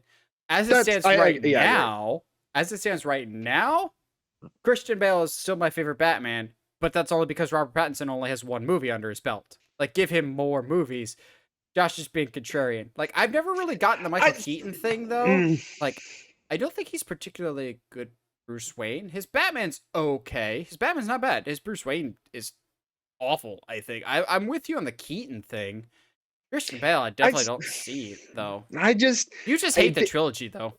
That is also and I to me, love them unashamedly. When your trilogy is capped off by your main character being like, I don't want to be Batman anymore, and then becomes Batman finally, and then gets injured and goes, I guess I got to be Batman again, and then quits being Batman. But it just doesn't. I'm over it. I'm so over it. I do not care. Dark Knight is pretty good. Batman Begins is fantastic. But Dark Knight Rises is an absolute trash heap, and I don't like Christian Bale's Batman. His Bruce Wayne's fine, but his Batman is terrible. So I have a Batman one. All right. And I've said numerous times, and this will probably be my hottest take because people get very livid when you mention this movie. Batman and Robin. I'm not gonna say it's a good movie, only that it is an incredibly misunderstood movie, and it's not nearly as bad as people make it out to be in what it's trying to do. As a sequel to the Michael Keaton and Val Kilmer Batman movies, yes, Batman and Robin is terrible. But in what Joel Schumacher is clearly going for, I think he succeeds. The problem is, it's not what fans wanted at the time. If you watch Batman and Robin back to back with 1966's Batman, it fits really, really well in terms of the bright neon colors, the celebrity villain cameos, right down to Julio for some reason. The random Dutch angles. They actually spent more money than there was actual runtime for the movie. The budget was like 125 million and the runtime was like 122 minutes or something. The really bad puns. It feels like the Adam West Batman, and I'm pretty sure that's what Warner Bros. Was hoping to go back to at that point because of what happened with Batman Returns, scaring away all the McDonald's advertising money. So I wouldn't be surprised if they hard pivoted. We already started to get a little bit of that Batman Forever. Batman and Robin is a love letter to the 60s Batman, but fans didn't want that love letter, so they labeled it as bad. It is not necessarily a bad movie, just a supremely misinterpreted one. It's like when you go to get a sip of your drink, you have water in your cup, but for some reason your brain was thinking, oh, I have Mountain Dew, and you just go, ah, ah.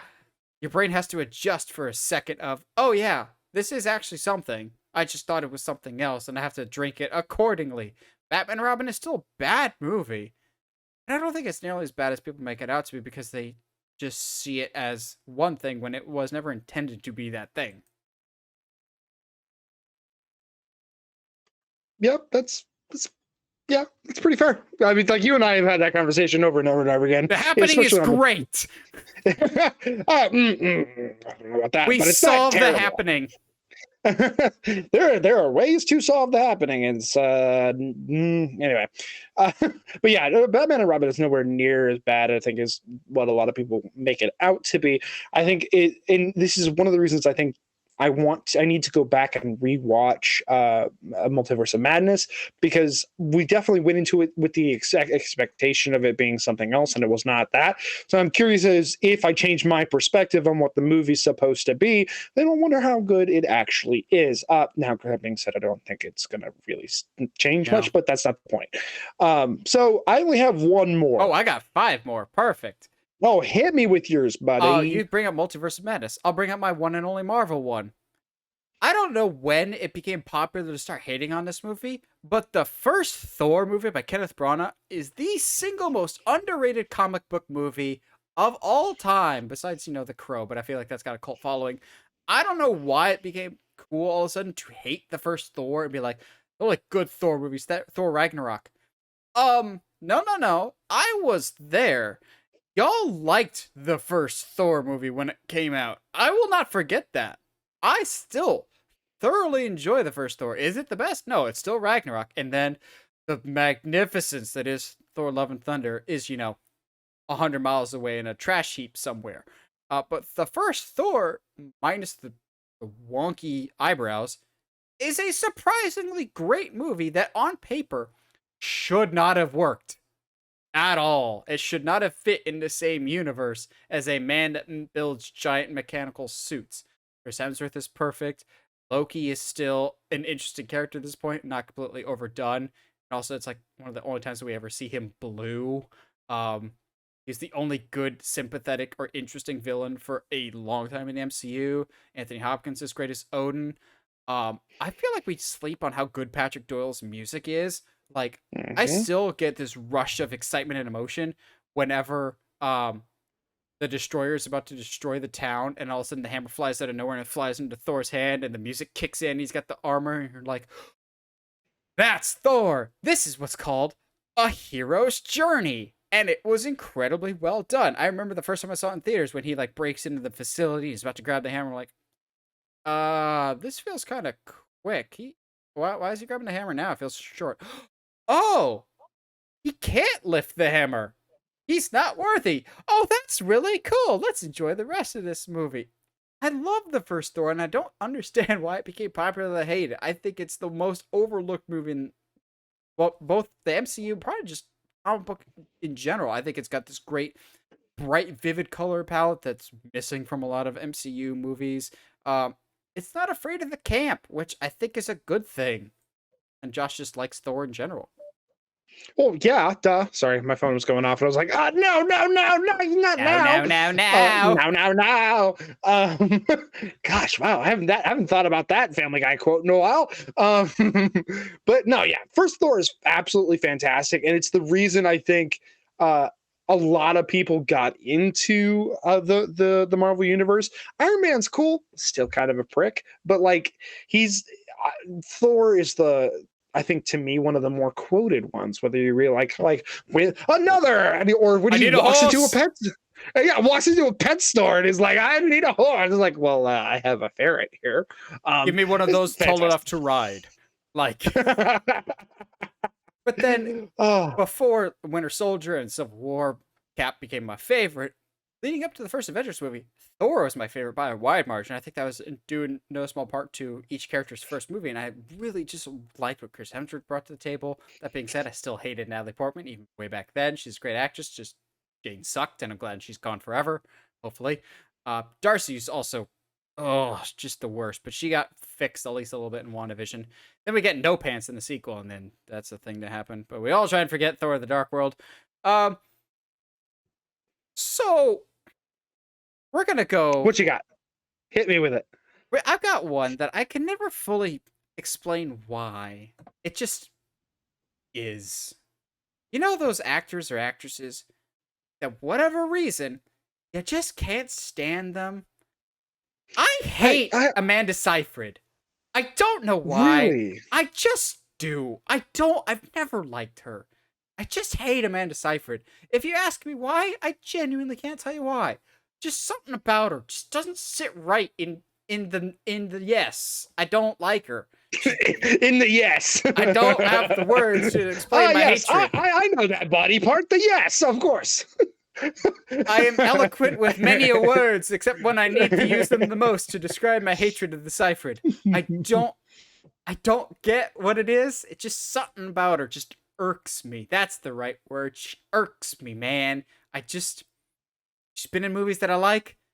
Don't like her. I don't know what it is. Also hate Katherine Heigl, but that's probably because she's a horrible human being. I hated her even before we found out she's a horrible human being. It's like, I hated the movie Knocked Up. You were in that movie. You could have said no to that movie. I hated Grey's Anatomy. You were on Grey's Anatomy. It's what puts you on the map. I hated it. It was so bad. You could have left. Like, why are you biting the hand that feeds you? Katherine Heigl's just a diva, and I hate her. Like Leah Michelle. Also hate Leah Michelle. Don't like terrible people. I think Amanda Seyfried's probably a really nice person. I just don't know why. I hate her. Maybe it was Les Mis. She was Les Mis, right? You heard it here first, guys. Nathan hates women. So anyway, moving on. Wow. So this one, I feel like we could have talked about earlier when we talked about Black Adam. We kind of talked about Peacemaker. I don't feel like this is a scorching hot take because I feel like some people might agree with me, Josh included. Already, at this point in their respective careers, John Cena is a better actor than Dwayne Johnson. Oh, dude. I feel like that's going to be a scorching hot take for some people because they'll be like, but The Rock's one of the biggest movie stars in the world. Being one of the biggest movie stars in the world doesn't equal talent. Look at Vin Diesel. John Cena, at least, Cena and The Rock both had the same career trajectory in that they both started with WWE and then branched off into acting. Started with several not as great projects, Scorpion King, Playing with Fire. But Cena at least has tried. Oh, Fred. Wow. I'm sad now. Cena at least took a play out of The Rock's book, except expounded upon it of Cena has tried a variety of different roles.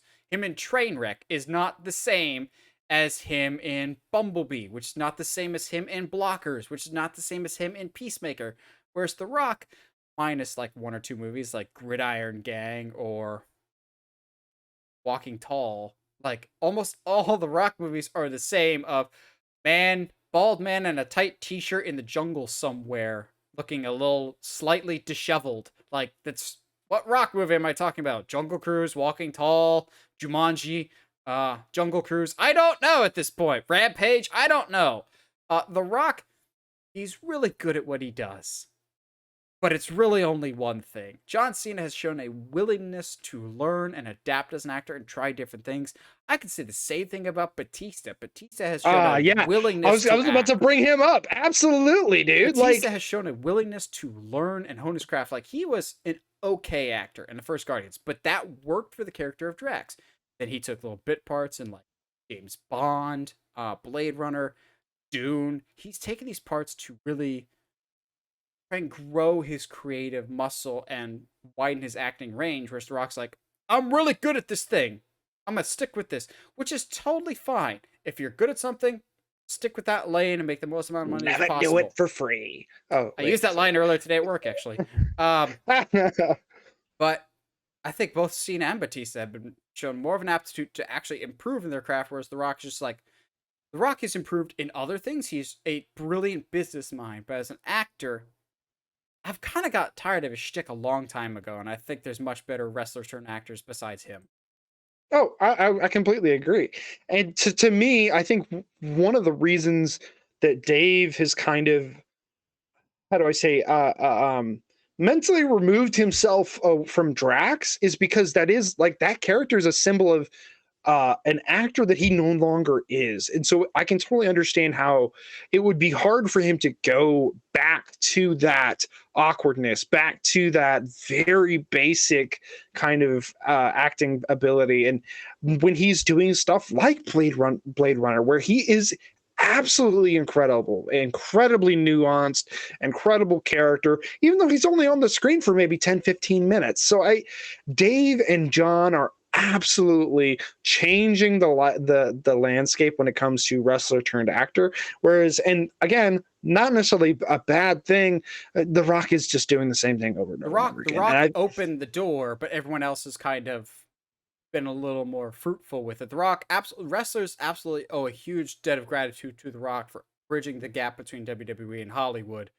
Just that other actors have taken it and run with it more, I think, than Dwayne was very occupied with other business, which is totally fine. Like the XFL potentially buying WWE, according to some rumors. Under Armour, he's a busy guy. And depending on what he's doing with DC. So I got two more, so I'll do one more, and then we'll come back to Josh. Yeah, I think Josh might agree with me on this one. I'm not sure, but this feels weird because I'm a big movie fan. But if you say this to like certain sections of movie fandom, they'll be like, "How dare you? This man has no bad movies." I'm going, they're all well made, but they're all just copying from other people. I don't really like any Quentin Tarantino movie. I don't like Quentin Tarantino. I think he's okay, but Quentin Tarantino is that film friend that you know that really just started really getting into movies and thinks they know better than most people when it comes to movies because they've seen one more Tarantino movie than the rest of us. Like, yeah, we've all seen Pulp Fiction. Django's pretty cool, but they'll be like, oh man, I love what he did in Jackie Brown, or the artistic style that he brought to Reservoir Dogs, man. Don't be one of those like obnoxious film student people that be like, oh man, I got this awesome Reservoir Dogs poster right next to my Fight Club poster in my dorm. Like, Tarantino's great.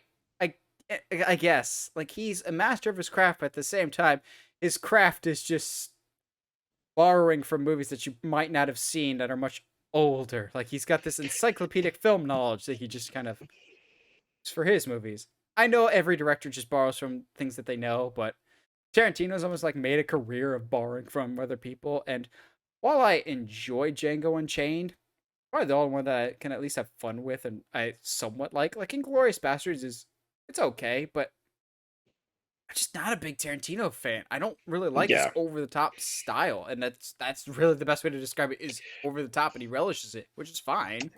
Yeah, I'm just not as much into feet as he is. No one is. Hmm. Hmm. So, and I think the other thing is like a lot of the people that are obsessed with Quentin Tarantino just be like, just because he's an artist and like he's got a very specific style and it's beautiful, blah blah blah. Well, also look at people like Wes Anderson and be like, nah, dude, that guy's weird and unoriginal. Like, what? You can't even say that. Like, how dare you? So I'm with you though. Django Unchained is about probably the only Quentin Tarantino movie that I really enjoyed. Inglorious Bastards, I think, is great the first watch, and then after that, it's kind of like okay. And there's a lot of like Reservoir Dogs didn't care for. There's a lot of like Quentin Tarantino. What is the Hateful Eight was incredibly boring to me. Kill Bill, I know it's a quote unquote classic, but I can do without it. It's fine. Whatever. I don't really care for it. So it's maybe it's a question of taste, but to me, I feel like if someone is really great, he's a really great director, really great visionary mind. That should kind of like go beyond taste. Like as much as there's some things that Nolan does that I don't really like. I don't enjoy. I can absolutely still appreciate him as an artist. Like Yeah. absolutely still appreciate, no matter how I feel about his Batman movies. There's still a lot of really interesting things that he brought to the genre that hadn't been done before. So it's to me, Quentin doesn't do that. To me, it's fun. He's okay, and he's just that snobby film nerd who thinks he knows everything better than everybody else. So, what's your last one then? Okay. And this is not necessarily that hot. I think this comes a lot from I think our discussion we had like several months ago. We had a talk about fandoms. We had a discussion about like how attached they get to certain projects and why is that okay or why is it not okay. To me, whenever a company does a reboot of a beloved TV show, let's use Teen Titans Go. The amount of hate that show gets from adults is absolutely stupid. It's a kid show. It is not for you. I don't care what your nostalgia says. You do not own this property. B, watch Teen Titans Go to the movie. It's incredibly It's a funny. national treasure. It's amazing. But But also like the original Teen like Titans isn't that adult it's oriented not. either. It's incredibly immature Yeah. at times. Oh, very. And so for people to act like, well, I watched this show as a kid, and therefore I have intellectual ownership of it. Like that Thundercat show that was going to be a thing for a little bit, or I think still is a thing, and there's only been a trailer. I'm not 100% sure, but like the art is vastly different. Oh, I don't know, maybe because we're not in the 80s anymore. But like, it irks me when people see something that is IP attached to something that is nostalgic for them, and their instant reaction is, well, that's not what I grew up with, so therefore it is bad. Because here's the thing. I used to think that about shows like The Amazing World of Gumball, and have since after having watched some of it. Is it a kids show? Absolutely. Is it way darker and way smarter than it needs to be for a kids show? Absolutely. Is it way funnier than I thought it was? Absolutely. So I think, to me, seeing something off and being like, well, that's not what I grew up with, my shows were better, and just like passing it off is such an arrogant and like pig-headed thing to do, especially in this genre of art where you can't like, there's so much to like. As bad as like weird as Korra is, there's a lot of stuff to enjoy about Korra. Is it better than The Last Avatar? No. Absolutely not, because The Last Avatar is perfect, and there's been many shows that many like people to kind of prove that. But does that make Korra bad just because it's not as good as The Last Airbender? No. I think there's the world of the gray area when it comes to nerd fandoms is almost non-existent anymore, and it really, really bothers me because I think a show can be good without being great, and that's okay. I think the problem that people run into is they're just like, oh, it's a show that I grew up with. Look at those words, grew up with. You grew up. Shows don't have to grow up with you. Some shows are allowed to be targeted for children. That is okay. I've never been a fan of Teen Titans Go, the show, but at the same time, I'm going, this is not for me. But I've talked to kids that do watch it. They now know Robin, Beast Boy, Starfire, the entire Bat family, the various characters from the DC Pantheon. They're introduced to these characters via this show. And if this show or another one that I don't watch gets people interested into something else that's really cool, why would I poo-poo that? Just because it's not targeted for me? Same thing with, like, we bring it up all the time. Supergirl. Never watched Supergirl. Never had any desire. But at the same time, that's because I was not the target demographic.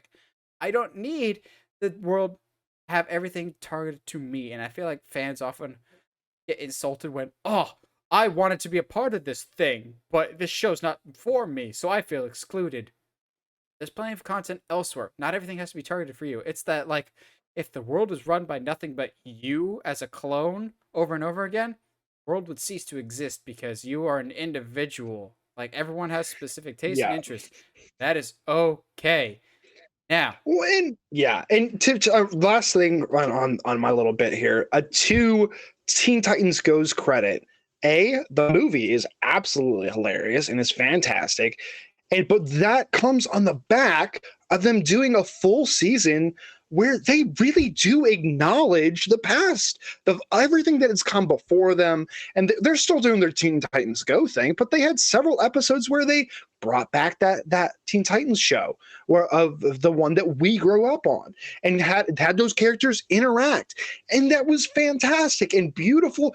And to see them be like, you know what, you're right, we can't just do this without acknowledging what's come before, and then they do. But even then, the adult, I'm going to use the word fan with large air quotations, because I just don't think you can be a fan and just not and be very close-minded of stuff.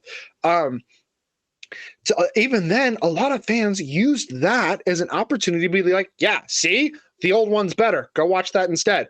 Now, sir, are you showing your kid the who is probably 8 years old the original Teen Titans show? Well, no, it deals with a lot of like really mature things, or there's some scary images, blah, blah, blah, so I don't let him watch that. Then what? Then this is that gap. yep. This is that Teen Titans Go is there for you. Then you have him watch Teen Titans Go, and then it's like, oh well, he's in middle school now, he can handle some stuff. Well, let's have him watch Slade almost murder Robin multiple times. Like, to me, it's I don't understand people that, just like you said, poo-poo on stuff just to do that, and because it's not what they're used to, it's not what they grew up with. I would dare say a lot of people that do say these kinds of things about like stuff like Thundercats or He-Man or something like that, like, when was the last time you watched that?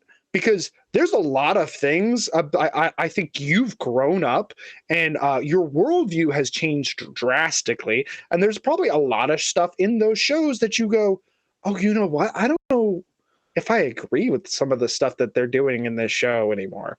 I don't know if this show deserves the same love that I had for it as a kid. Kind of like you watching the Wizard of Oz now in comparison to a kid. It's like, oh, like this is, I mean, I still have an emotional attachment because this is like nostalgia for me, but this is nowhere near as incredible as I remembered it to be.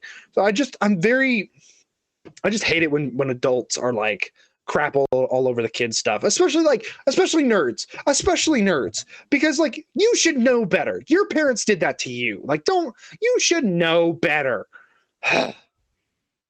Now that Josh got his rant out of the way, I don't really have a rant about this one, but I'm sure everyone listening to me will have a rant about this, because this is the one that I've told people this before, and they're like, what? No, you're joking, right?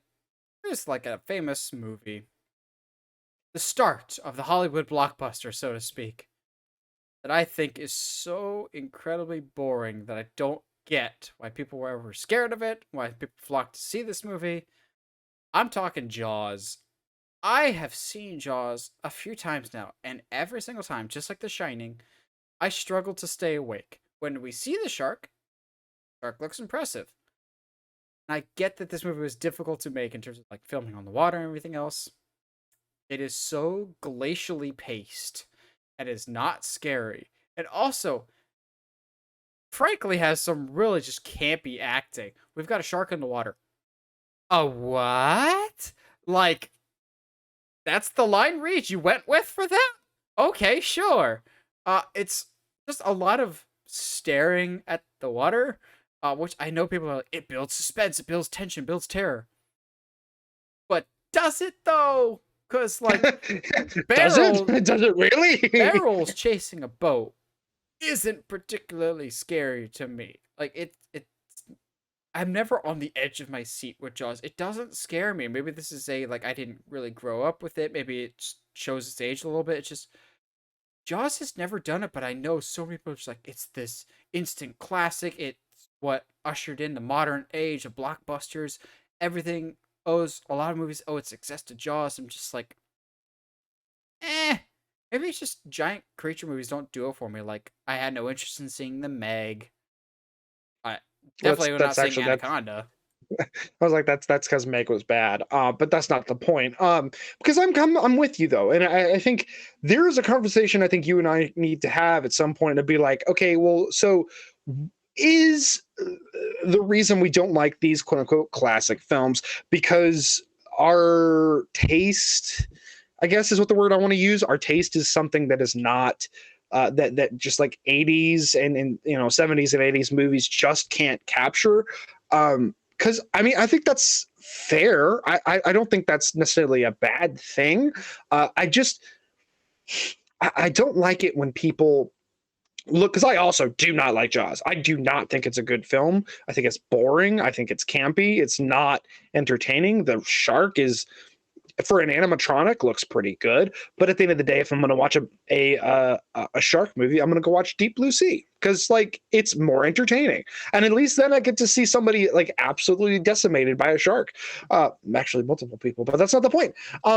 So I just, to me, I definitely that conversation I think you and I need to have about like, is the reason like I don't like gangster movies and stuff like that, is that more uh of a like, well, it's not a time period I'm into, or oh, that's just not, why don't we like these films, I think is a big question. But like when it comes down to it, and just because a movie ushered in blockbusters, just because a lot of movies can attribute their success to this film, does that make this movie good?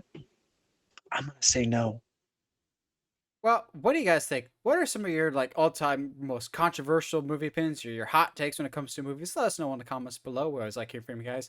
And as always, if you like what you hear and you want to hear more, subscribe to us on our audio platform you're listening on, whether it's iTunes, Spotify, Google Podcasts, or YouTube.